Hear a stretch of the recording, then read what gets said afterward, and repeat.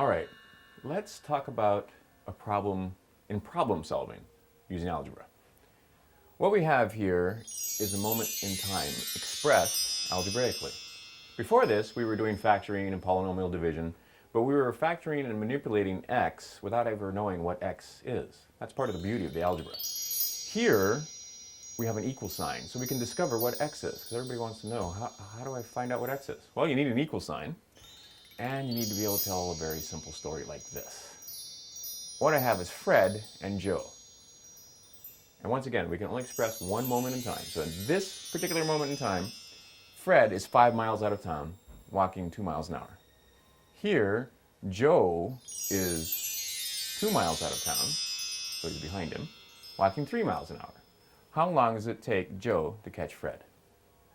Well, let's see. Expressed this way, it's very hard for the students to see that these things really are same, because they certainly don't look same, and I don't see very much that's same on both sides.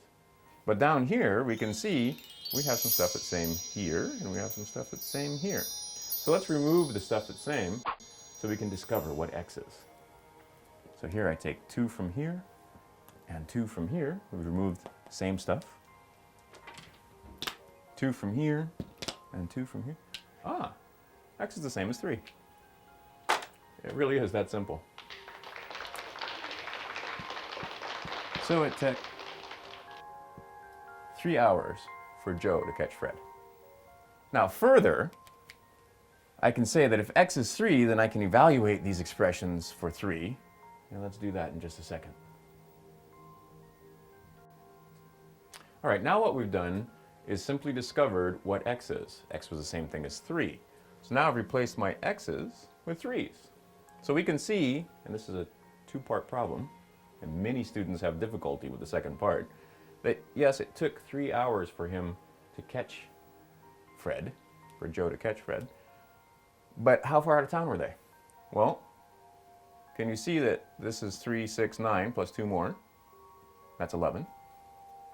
And this is 3, 6 plus 5 more, and that's 11. 11 equals 11 is basically what that's saying. Now, we can see the problem, and we can check and know that we got it right. Many students find that after they take a math test, they don't know how well they did. Whereas with Mortensen Math, you know whether you got it right or not. Here we can see 11 equals 11, and x is 3. And problem solving really is this simple.